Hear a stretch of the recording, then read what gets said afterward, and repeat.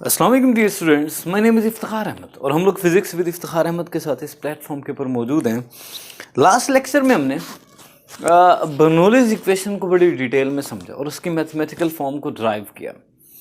आज का जो हमारा टॉपिक है वो इसकी एप्लीकेशंस को डील करता है। बर्नौलीज इक्वेशन की हमारे सिलेबस के मुताबिक 4 एप्लीकेशंस हैं।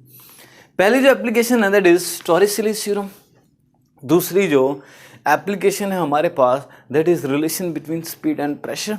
और तीसरी जो एप्लीकेशन है हमारे पास दैट इज़ वेंचुरी रिलेशन। और चौथी जो एप्लीकेशन है दैट इज़ ब्लड फ्लो। और हम ये 4 एप्लीकेशंस पढ़ेंगे तो हमारा चैप्टर ख़त्म हो जाएगा। तो पहली जो एप्लीकेशन है दैट इज़ टॉरिस-सीरीज थ्योरम। ये जो प्रेशर के हम मुख्तलिफ यूनिट्स पढ़ते हैं, पास्कल हो गया, न्यूटन पर मीटर स्क्वायर हो गया। इस तरह प्रेशर का एक और यूनिट है टॉर, TORR। प्रेशर का एक यूनिट टॉर भी है, हम ब्लड फ्लो के अंदर जाकर उसको पढ़ेंगे भी सही। ये जो प्रेशर का यूनिट टॉर है वो इस साइंटिस्ट टॉरिस-सीरीज के नाम से है। इसके पहले जो 4 लेटर्स हैं वो मिलकर टॉर बनाते हैं। प्रेशर का एक यूनिट टॉर भी है जो इसके नाम से है। अच्छा खैर, तो होगा क्या सर, हमारे पास एक लार्ज वाटर स्टोरेज टैंक होगा, एक कमरे जितना बड़ा पानी का एक टैंक होगा। हम करेंगे क्या, उसके लोअर एंड के ऊपर एक ओरिफिस कर देंगे। ओरिफिस मीन्स एक होल कर देंगे, सुराख कर देंगे। उस ओरिफिस से पानी निकलना शुरू होगा, बल्कि पानी की एक धार वहाँ से निकलेगी। उस धार को बोलते हैं इफ्लक्स। ठीक है जी। यहाँ पे काम करें, शॉपिंग बैग जिसको आप शॉपर भी बोलते हो, उसके अंदर पानी फिल कर लें। पानी फिल करने के अंदर आप बॉटम एंड के ऊपर एक ओरिफिस कर दें, निडल की मदद से एक सुराख कर दे उसके अंदर। जब आप उसमें सुराख करेंगे उससे पानी का एक स्ट्रीम निकलेगा। उस स्ट्रीम को बोलते हैं इफ्लक्स। उसको बोलते हैं इफ्लक्स। इफ्लक्स धार के लिए वर्ड इस्तेमाल होता है। जो पानी का स्ट्रीम निकलता है ना कहीं होल होने से, पाइप के अंदर जब होल नहीं होता है तो वहाँ से पानी का जो स्ट्रीम निकलता है उसको हम लोग बोलते हैं इफ्लक्स। सर उसकी स्पीड क्या होगी, ये हमें बताएगा Taurus-series theorem. Speed of efflux, वो जो पानी की धार निकल रही है उसकी स्पीड, यानी स्पीड ऑफ इफ्लक्स होती क्या है सर, ये स्पीड जिससे पानी किसी ओरिफिस से या होल से बाहर आता है, स्पीड को बोलते हैं speed of efflux. Speed of efflux is equal to the velocity gain by the fluid in falling through a distance of h1 - h2। ये डेफिनेशन है। ये जो डेफिनेशन मैंने लिखी है ये मैंने प्रूव करनी है, उसके बाद फिर मैं दोबारा इस डेफिनेशन के ऊपर आ जाऊँगा। ठीक है, करना क्या आपने एक लार्ज वाटर स्टोरेज टैंक लेना है। ये एक टैंक है, इस टैंक के अंदर आप लोग देख सकते हैं यहाँ तक पानी है। ये जो पानी की हाइट है इसको मैंने यहाँ पर शो कर दिया h1। ठीक है जी, ये पानी की हाइट h1 है, जबकि इसके लोअर एंड के ऊपर एक ओरिफिस हो चुका है जिसको मैंने रेड में शो कराया है। ये एक सुराख हो चुका है। जब यहाँ पर सुराख होगा इससे पानी शूट करेगा, पानी बाहर निकलेगा। पानी जब बाहर निकलेगा तो पानी की रफ्तार क्या होगी उसका वो हमें बतानी है, या उसका फॉर्मूला हमें ड्राइव करना है। ठीक है जी, इसके लिए फर्ज किया मेरे पास ये जो टैंक है इसमें 2 होल्स हैं, एक टॉप पे ये बड़े वाला होल और एक जो लोअर एंड के ऊपर एक छोटे वाला होल। ठीक है, ये वाला हिस्सा भी क्लोज है, इमेजिन कर लेंगे हिस्सा क्लोज है। ये मैंने आपको ना यहाँ पर दिखाया, ये क्लोज है हिस्सा। तो सर यहाँ से जो फ्लूइड निकलेगा उसकी रफ्तार क्या होगी वो हम जानना चाहते हैं। उसको मैं बोलूँगा स्पीड ऑफ इफ्लक्स। धार जो निकल रही है उसकी स्पीड क्या होगी वो मैं जानना चाहता हूँ। तो सर हमने इक्वेशन ऑफ कॉन्टिन्यूटी पढ़ी थी। इक्वेशन ऑफ कॉन्टिन्यूटी के मुताबिक एरिया और स्पीड का प्रोडक्ट किसी भी नुक्ते के ऊपर कांस्टेंट होता है। एरिया बढ़ा देंगे स्पीड कम हो जाएगी, एरिया कम कर देंगे स्पीड ज़्यादा हो जाएगी, यानी प्रोडक्ट इनका कांस्टेंट रहेगा। यानी अगर मैं स्पीड को उधर ले जाऊँ तो जाकर डिवाइड हो जाएगी। आप देख सकते हैं एरिया और स्पीड का इन्वर्स ताल्लुक होता है। एरिया बढ़ा देंगे स्पीड कम, एरिया कम स्पीड ज़्यादा। अगर मैं बात करूँ टॉप लेवल की, इसको हमारी बुक में उसने इसको A से शो किया है। तो अगर मैं इसकी बात करूँ, अगर आप देख सकते हैं इसका एरिया बहुत ज़्यादा है। इसका एरिया बहुत ज़्यादा तो क्या हुआ, एरिया अगर बहुत ज़्यादा तो अपर एंड पर स्पीड इंतहाई कम होगी। ये बिल्कुल वैसे ही है जैसे मैं इतने बड़े शॉपिंग बैग के अंदर पानी फिल कर लेता हूँ। पानी को फिल करने के बाद उसके बॉटम पे करता हूँ एक होल, नीडल की मदद से इंतहाई छोटा सा होल करता हूँ। जब मैं उसके अंदर होल करूँगा तो उस होल से पानी निकलना शुरू हो जाएगा। लेकिन जब मैं उसको टॉप से देखूँगा तो मुझे ऐसा लगेगा कि पानी फ्लो नहीं कर रहा, बल्कि पानी रुका हुआ है। सर ऐसा क्यों महसूस होता है? ऐसा हमें इसलिए महसूस होता है क्योंकि उसका एरिया ज़्यादा है, स्पीड बड़ी कम है। मैंने ये नहीं कहा कि वहाँ पर पानी की स्पीड नहीं है, स्पीड है लेकिन इंतहाई कम है। अच्छा, एक और एक्सपेरिमेंट आप कर सकते हैं। आपके छत के ऊपर वाटर टैंक मौजूद होता है। आप एक काम करें, नीचे से वाटर टैप को ओपन कर दें, छत पे जाएं और वो जो वाटर टैंक छत पे मौजूद है उसका जो ढक्कन है वो उठा के देखें। जब आप उसको उठा के देखेंगे तो आपको लगेगा कि पानी नीचे नहीं जा रहा। आपको ऐसा क्यों लगेगा? क्योंकि वो जहाँ से आप देख रहे हो वो एरिया बड़ा ज़्यादा है। एरिया अगर बड़ा ज़्यादा है तो वहाँ से पानी बेशक नीचे को जा भी रहा होगा तो स्पीड बड़ी कम होगी। जब स्पीड बड़ी कम होगी, एरिया ज़्यादा तो स्पीड कम होगी, तो हमें ऐसे लगेगा पानी फ्लो नहीं कर रहा बल्कि रुका हुआ पानी है। तो सर कितनी स्पीड होगी? तकरीबन 0 होगी। जबकि दूसरा जो ये लोअर हैंड के ऊपर एक होल है, ये इंतहाई छोटा होल है, ओरिफिस जिसको मैंने बोला था, इंतहाई छोटा होल है। छोटा होल है तो मतलब इसका एरिया कम है, यहाँ पर रफ्तार बहुत ज़्यादा होगी। तो सर यहाँ पर रफ्तार क्या होगी, उसका फॉर्मूला ड्राइव करना है। इसके लिए चूंकि ये बर्नौलीज़ इक्वेशन की एप्लीकेशन है, बर्नौलीज़ इक्वेशन इस्तेमाल करेंगे हम, लेकिन इससे पहले एक दो बातें और हैं वो देख लें आप। ये जो टैंक है इसमें ये फ्लूइड है या पानी है। इसकी जो हाइट है, टैंक की हाइट नहीं, पानी की हाइट जो है दैट इज़ H1। ये हाइट ऑफ वाटर है H1। जहाँ पर होल हुआ है वो ये पॉइंट है। इस पॉइंट की जो हाइट है वो है H2। ये टोटल हाइट है, जहाँ पर होल हुआ है वो H2 है। तो सर अगर आप ये जानना चाहते हैं तो ये कितना होगा? आप एक काम करें, इस टोटल में से इसको माइनस कर दें तो इतना रीजन आ जाएगा। ये बिल्कुल ऐसे है जैसे मैं ये कहूँ कि ये 2 पॉइंट्स का दरमियानी फासला है 10 मीटर, और मैं आपको ये कहूँ कि यहाँ से यहाँ जो है हमारे पास 2 मीटर्स है, और मैं आपसे पूछूं कि यहाँ से यहाँ कितना होगा, आप में से मैक्सिमम लोग कहेंगे सर 8 मीटर्स होगा।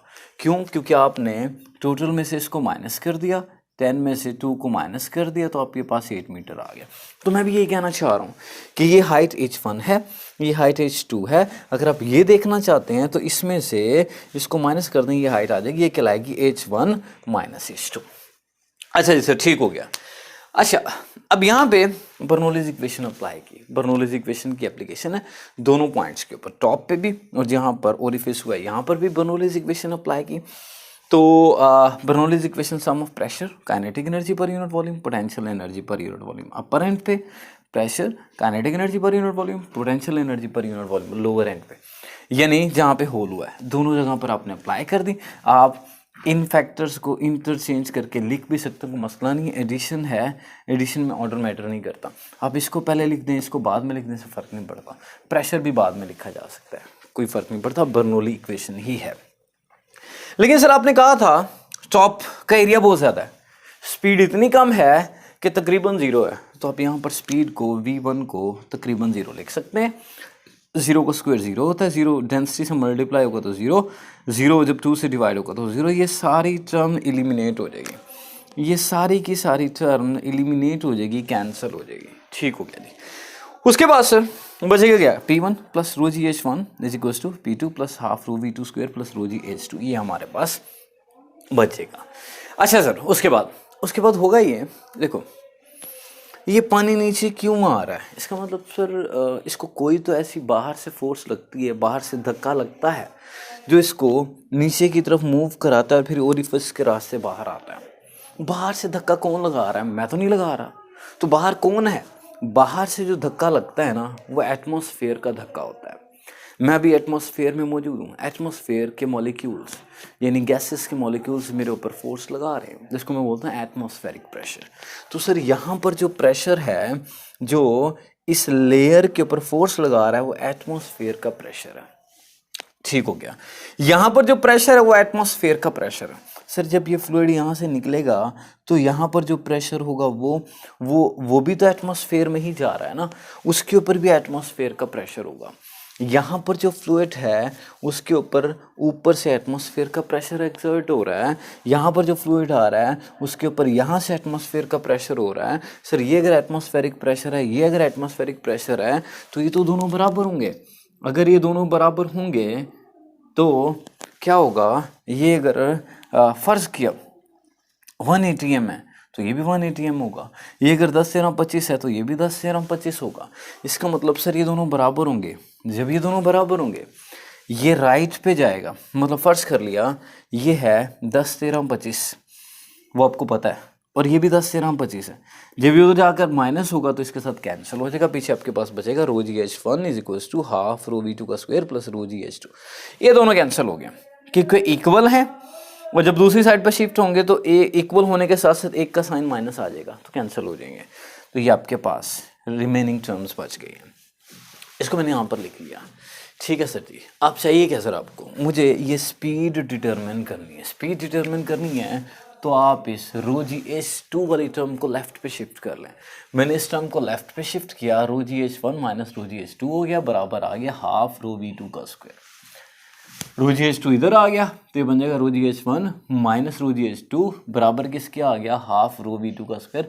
इससे फ़र्क नहीं पड़ता आप इस टर्म को राइट पे लिखें और इससे फ़र्क नहीं पड़ता इस टर्म को लेफ्ट पे लिखें, दरमियान में इक्वालिटी है। तो इक्वालिटी है तो इसका मतलब अगर a is equals to b है तो इसको b is equals to a भी लिखा जा सकता है, इससे फ़र्क नहीं पड़ता। ठीक है सर, इन दोनों में से ना सर रोजी कॉमन आ रहा है, मैंने रोजी कॉमन ले लिया, अंदर लिख दिया हाइट 1 माइनस हाइट 2। रोजी कॉमन लिया, हाइट 1 माइनस हाइट 2, और लेफ्ट पे रो है, रो से कैंसिल हो जाएगा क्योंकि रो इधर मल्टीप्लाई हो रहा है, उधर जाकर डिवाइड होगा तो कैंसिल हो जाएगा। ठीक है जी। अच्छा सर 2 डिवाइड हो रहा था, वो जी से जाके मल्टीप्लाई हो जाएगा, ये हो जाएगा 2g into h one minus h two is equals to v two का स्क्वायर। ये आपके पास स्पीड ऑफ फ्लक्स का फॉर्मूला आ गया। सर ऊपर स्क्वायर है तो स्क्वायर को कैसे एलिमिनेट करेंगे, आप दोनों साइड्स पे स्क्वायर रूट ले लें, इधर भी इधर भी, इसका स्क्वायर रूट से कैंसिल हो जाएगा, v2 बराबर आ जाएगा 2g into h one minus h to के। तो सर v2 था क्या, यही तो थी स्पीड ऑफ ए फ्लक्स, वो स्पीड जिससे वाटर इस ओरिफिस से या होल से बाहर आ रहा था। तो ये स्पीड किसके बराबर आ गई है, ये जो स्पीड है ये उस वेलोसिटी के या उस स्पीड के बराबर आ गई है जो उसने गेन की है। सर कब गेन किया है, जब वो गिर रहा है। कहाँ से गिर रहा है, through a height of h1 minus h two या through distance of h1 minus h two. जब फ्लूइड यहाँ से चल के यहाँ से चल के यहाँ से निकल रहा है, यहाँ से चल के अगर वो यहाँ से निकल रहा है तो वो इतना फासला तय कर रहा है, यहाँ से चल के यहाँ से निकलते हुए इतना फासला तय करते हुए जो वो स्पीड गेन कर रहा है उसको बोलते हैं स्पीड ऑफ ए फ्लक्स, जिसका फॉर्मूला होता है √2g into h one minus h to. अच्छा ये जो फॉर्मूला है इससे हमें पता नहीं चल रहा कि कौन था, मतलब पानी था, गैस थी, या आपके पास कोई सॉलिड था। इसका मतलब ये हुआ स्पीड ऑफ ए फ्लक्स का formula independent of mass of object होता है। यहाँ पर कहीं पर पानी का मास नहीं आ रहा, या किसी गैस का मास नहीं आ रहा, या किसी सॉलिड का मास नहीं आ रहा। इसका मतलब क्या है सर, इसका मतलब ये है जितनी हाइट से फ्लूइड या जितने डिस्टेंस से फ्लूइड गिरा है, गिरने से मुराद यहाँ से होता हुआ या यानी इस जगह से होता हुआ इस पॉइंट पर पहुँच कर यहाँ से निकला है। अगर इतने ही फासले से किसी बॉल को गिराऊं, जितने फासले से ये पानी गिर रहा है इस ओरिफिस से निकलने के लिए, उतने ही फासले से अगर मैं किसी बॉल को गिराऊं दोनों की स्पीड सेम होगी। क्यों सर, बिकॉज ये जो स्पीड होती है independent of mass of object होती है। फ्रीली फॉलिंग बॉडी की स्पीड मास ऑफ ऑब्जेक्ट के ऊपर डिपेंड नहीं करती। सर साबित कर दें, ये फ्लूइड के लिए हमने ये फॉर्मूला निकाल लिया, फ्लूइड यहाँ से चला, यहाँ से निकला इतना फासला तय करते हुए, उसकी स्पीड का जो फॉर्मूला है वो ये है। सर साबित कर दें, अगर किसी बॉल को इतने ही फासले से गिराया जाए उसकी स्पीड का भी यही फॉर्मूला होता है। तो फिर हम मान लेंगे कि जो स्पीड होती है फ्रीली फॉलिंग बॉडीज़ की वो मास पे डिपेंड नहीं करती। ठीक है जी। इसके लिए मैं आपके सामने सपोज कर रहा हूँ मेरे पास एक बॉल है, और ये जो बॉल है ये उतने ही फासले या उतनी ही हाइट पर मौजूद है जिस हाइट से या जिस फासले से हमने ऑब्जेक्ट को या इस लिक्विड को फॉल कराया था इस ओरिफिस से निकलने के लिए। इतना ही फासला ड्रॉ कर लेते हैं जितना ये है, ये मैं आपके सामने इतना ही फासला ड्रॉ कर देता हूँ, ठीक है जी। अच्छा सर, अगर बॉल मौजूद है तो इसकी जो इनिशियल रफ्तार होगी वो कितनी, ये उतना ही फासला ड्रॉ कर लिया h1 - h2 जितना। इसकी इनिशियल वेलोसिटी को मैं v1 बोल रहा हूँ और वो 0 हो गया, क्योंकि अभी स्टेट ऑफ रेस्ट में है। इसकी इनिशियल वेलोसिटी v1 के बराबर होगी लेकिन 0 होगी। अब मैं इसको अलाउ करता हूँ, गिरने देता हूँ। जब ये गिरेगा तो जब ये इतना फासला तय कर लेगा, यहाँ पर जो वेलोसिटी होगी वो कहलाएगी फाइनल वेलोसिटी, इसको मैं बोल रहा हूँ v2। यहाँ पर इनिशियली वो रेस्ट में, इनिशियल वेलोसिटी इसको मैंने v1 बोला, वो 0 है। जबकि जब वो नीचे आएगी ग्रेविटी की डायरेक्शन में तो उसकी वेलोसिटी बढ़ेगी, वेलोसिटी अगर बढ़ेगी तो वो v2 होगी, जिसको मैं v2 0 नहीं है, v2 मैंने डिटरमिन करनी है, v1 0 है, ठीक है जी। अच्छा, ये इनिशियल है, यहाँ पर फाइनल होगी। तो आप एक काम करें, थर्ड इक्वेशन ऑफ मोशन इस्तेमाल करें। थर्ड इक्वेशन ऑफ मोशन क्या है, 2as = vf² - vi²।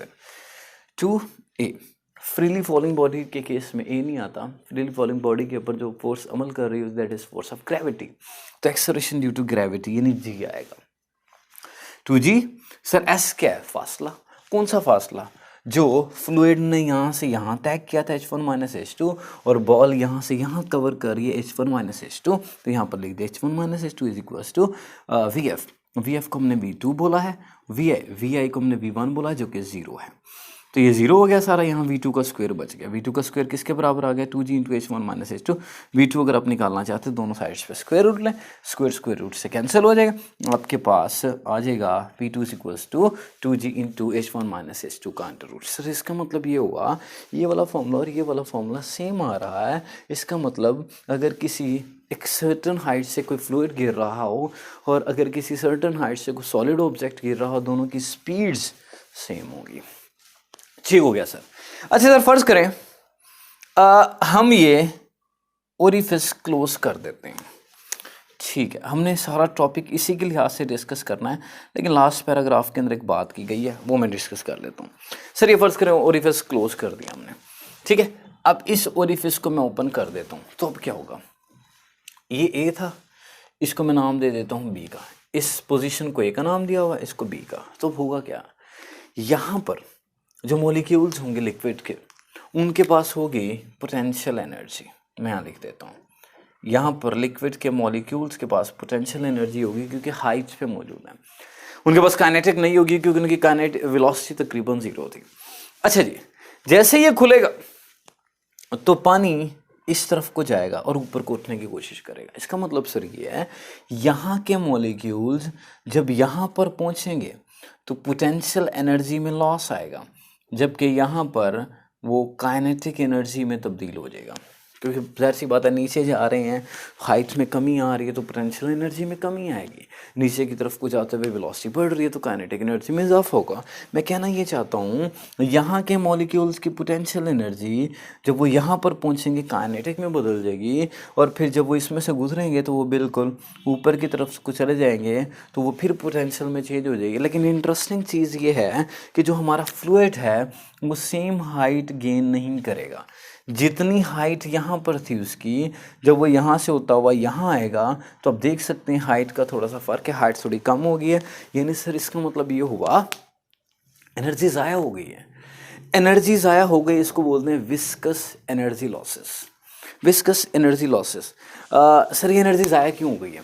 असल में ये जो फ्लूइड है, इस फ्लूइड की विस्कोसिटी है, इसका गाढ़ापन है, इसकी फ्रिक्शन है, और दूसरी बात ये है कि एयर की भी कुछ ना कुछ ओपोजिशन होगी। तो ये सारी चीज़ें मिलकर उसकी एनर्जी को डेसिपेट करती हैं, ज़ाया करती हैं, जिसकी वजह से जब वो यहाँ से यहाँ आता है तो सारी की सारी पोटेंशियल एनर्जी सारी काइनेटिक में नहीं बदलती, सारी में नहीं बदलती, कुछ ना कुछ अंदर ज़ाया हो जाती है फ्रिक्शनल इफेक्ट्स की वजह से। और जब वो यहाँ से यहाँ पहुँचता है तो सारी की सारी काइनेटिक यहाँ की सारी पोटेंशियल में नहीं कन्वर्ट होती, कुछ ना कुछ विस्कोसिटी की वजह से, इंटरनल फ्रिक्शन की वजह से ज़ाया होती है, जिसकी वजह से वो सेम हाइट सिक्योर नहीं कर पाता, ऑब्टेन नहीं कर पाता। ठीक हो गया सर। उसके बाद सर ये बताएं कि ये जो स्पीड ऑफ इफ्लक्स है ये किन पैरामीटर्स के ऊपर डिपेंडेंट है? स्पीड ऑफ इफ्लक्स किन पैरामीटर्स के ऊपर डिपेंडेंट है? पहली बात, स्पीड का फॉर्मूला है 2g into h1 minus h2। ये स्पीड ऑफ इफ्लक्स जो है ना, ये हाइट के या डिस्टेंस के डायरेक्टली प्रोपोर्शनल है। अगर आप ये फासला बढ़ा देंगे h1 माइनस h2 तो स्पीड ऑफ इफ्लक्स ज़्यादा होगी। अच्छा, अगर आप देखें ना, फर्ज करें ओरिफिस यहाँ पर है, स्पीड ऑफ इफ्लक्स और ज़्यादा हो जाएगी क्योंकि ये h1 माइनस h2 बढ़ गया। फर्ज करें ओरिफिस यहाँ पर है, h1 माइनस h2 और बढ़ गया, स्पीड और ज़्यादा हो जाएगी। फर्ज करें ओरिफिस यहाँ पर है तो h1 माइनस h2 और बढ़ गया, स्पीड और ज़्यादा होगी। फर्ज करें यहाँ पर है h1 माइनस h2 और बढ़ गया, स्पीड और ज़्यादा हो जाएगी। यानी सर h1 माइनस h2 को बढ़ाते चले जाएँ, स्पीड बढ़ती चली जाएगी। अच्छा, एक एंट्री टेस्ट का क्वेश्चन है। अगर मैं आपसे पूछूं, ये एक आपके पास टैंक है, इसके अंदर मैंने 5 ओरिफिस किए हैं, 5 होल्स किए हैं। अगर मैं आपसे पूछूं स्पीड मिनिमम कहाँ होगी, तो आप कहेंगे सर स्पीड मिनिमम ना टॉप पे होगी, क्योंकि टॉप मतलब कौन से ओरिफिस के ऊपर स्पीड मिनिमम होगी, तो आप कहेंगे सर इस पे, क्योंकि इसका ये जो फासला है ये कम है तो स्पीड सबसे कम होगी। अच्छा, इसका अगर मैं फासला देखूं तो ये थोड़ा सा ज़्यादा है, स्पीड थोड़ी और ज़्यादा होगी। इसका अगर मैं फासला देखूं ये और ज़्यादा हो गया, स्पीड और ज़्यादा होगी। इसका अगर मैं देखूं तो ये और ज़्यादा हो गया, स्पीड और ज़्यादा होगी। लेकिन सर अगर 1 की बात करें, 1 का ये जो डिस्टेंस है सबसे ज़्यादा है, h1 माइनस h2 ओरिफिस 1 का सबसे ज़्यादा है, तो यहाँ पर स्पीड मैक्सिमम होगी। ठीक है जी। एक ओवर एंट्री टेस्ट में एमसीक्यूज पूछा जाता है, आपको बता दिया जाएगा कि जो आपके पास टैंक है, इस टैंक में मौजूद पानी की जो हाइट है दैट इज़ 100 मीटर्स, 100 मीटर है हाइट वाटर की। ये बता दें कि अगर हम इस टैंक के अंदर ओरिफिस करें, होल्स करें, तो कौन से ओरिफिस की रेंज सबसे ज़्यादा होगी। यानी जब ओरिफिस से पानी निकलेगा तो किस ओरिफिस से पानी मैक्सिमम दूर जाएगा। रेंज किसको बोलते हो? मैक्सिमम हॉरिजॉन्टल डिस्टेंस को रेंज बोलते हो। तो स्टूडेंट्स इसके लिए आप याद रख लें कि जो मिड पे होता है, मिड पे मतलब सर, मतलब अगर टैंक के अंदर पानी की बुलंदी 100 मीटर है तो जो 50 मीटर पे होगा दरमियान में एग्जैक्टली, उसकी रेंज सबसे ज़्यादा होगी। रेंज सबसे ज़्यादा होगी मतलब वो सबसे दूर जाकर गिरेगा पानी उसका। सर उससे जो नीचे होगा वो उसकी रेंज कम होगी, उससे जो नीचे होगा उसकी रेंज और कम होगी, उससे जो ऊपर होगा उसकी रेंज भी कम होगी, उससे जो ऊपर होगा उसकी रेंज भी कम होगी। सबसे ज़्यादा रेंज उसकी होती है जो सेंटर में होता है। ठीक है स्टूडेंट, ये एक्स्ट्रा इन्फॉर्मेशन है आपके लिए एंट्री टेस्ट के लिए। अच्छी तरह से प्रिपेयर कीजिएगा। Thank you so much. अल्लाह हाफिज़।